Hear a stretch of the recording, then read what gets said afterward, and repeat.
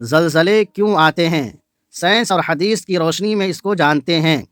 سائنسداں کہتا ہے کہ زمین کے اندر موجود چٹانی پرتیں مسلسل حرکت میں رہتی ہیں، اور جب وہ اپنی جگہ سے کھسکتی ہیں تو ان کے کناروں پر شدید دباؤ پڑتا ہے، اور جب یہ دباؤ ایک خاص سطح پر پہنچتا ہے تو وہ زلزلے کی شکل میں ظاہر ہوتا ہے۔ زلزلے کے جھٹکوں سے زمین کی سطح پر موجود چیزوں کو نقصان پہنچتا ہے۔ عمارتیں اور دوسری تنصیبات گر جاتی ہیں، سڑکیں ٹوٹ پھوٹ جاتی ہیں، درخت اور بجلی کے پول زمین بوس ہو جاتے ہیں۔ اگر متاثرہ علاقے میں دریا یا جھیلیں ہوں تو ان کی جگہ بدل سکتی ہے۔ پہاڑوں میں دراڑیں پڑ سکتی ہیں۔ زلزلے کی اقسام۔ زلزلوں کو عمومی طور پر 3 حصوں میں تقسیم کیا جاتا ہے۔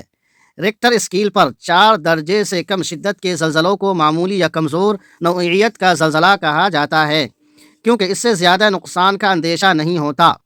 4 سے زیادہ اور 6 سے کم درجے کا زلزلہ درمیانی شدت کا زلزلہ کہلاتا ہے، جس سے تھوڑا بہت نقصان پہنچتا ہے، جیسے چینی کے برتن اور پلیٹیں وغیرہ ٹوٹ سکتی ہیں۔ جبکہ ریکٹر اسکیل پر 6 سے 7 شدت کے زلزلے عمارتوں کو نقصان پہنچا سکتے ہیں۔ جب زلزلے کی شدت 8 کے ہند سے بڑھتی ہے تو وہ تباہ کن شکل اختیار کر سکتا ہے۔ عمارتیں ملبے کے ڈھیروں میں تبدیل ہو سکتی ہیں، سڑکیں اور ریلوے لائنیں ٹوٹ پھوٹ سکتی ہیں۔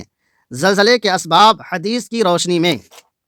حضرت ابو ہریرہ رضی اللہ تعالیٰ عنہ روایت کرتے ہیں کہ آپ صلی اللہ علیہ وسلم نے ارشاد فرمایا، جب مال غنیمت کو گھر کی دولت سمجھا جانے لگے، امانت دبا لی جائے، زکوٰۃ کو تاوان اور بوجھ سمجھا جانے لگے، علم دین دنیا کے لیے حاصل کیا جائے، علم دین دنیا کے لیے حاصل کیا جائے، انسان اپنی بیوی کی اطاعت کرے اور ماں کی نافرمانی کرے، انسان دوست کو قریب کرے اور اپنے باپ کو دور کرے، مسجدوں میں شور و غل ہونے لگے، قوم کی قیادت فاسق و فاجر کرنے لگے، انسان کے شر سے بچنے کے لیے اس کی عزت کی جائے، گانے والی عورتیں اور موسیقی اور گانے بجانے کے سامان کی کثرت ہو جائے، شراب سر عام پی جانے لگے، امت کے بعد والے لوگ امت کے اگلے لوگوں پر لعن و طعن کرنے لگے، تو پھر انتظار کرو سرخ آندھیوں اور تند و تیز ہواؤں کا، زمین میں زلزلوں کا،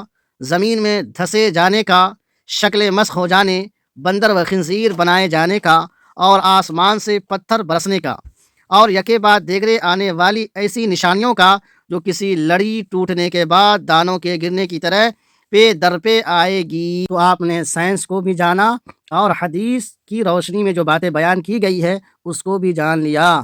اب ہمیں کیا کرنا ہے زلزلے کے وقت، یہ سن لیجئے۔ جب زلزلہ آئے اور گھر کے اندر آپ ہیں تو سب سے پہلا کام یہ کرنا ہے کہ آپ کو کھلے میدان میں آ جانا ہے۔ اگر کھلے میدان میں آنے کا موقع نہ ملے تو اس طرح آپ کسی جگہ پہ پہنچ جائیں کہ جس سے آپ جو ملبے کے نیچے نقصان پہنچنے والی چیزیں جو ہوں ان سے آپ اپنی جان بچا سکیں۔ ایک بات، دوسری بات، اذان اس وقت دیجئے، کلمہ طیبہ پڑھیے، کلمہ شہادت پڑھیے اور ذکر و اذکار کیجئے۔ اللہ تبارک و تعالیٰ سے اس طرح کے عذاب سے پناہ چاہیے۔ مزید اس طرح کے ویڈیو دیکھنے کے لیے یوٹیوب پر آپ OA ندوی کو سبسکرائب کر لیجئے۔ اگر فیس بک پر دیکھ رہے ہیں تو عزیر انظر کو ضرور فالو کر لیجئے۔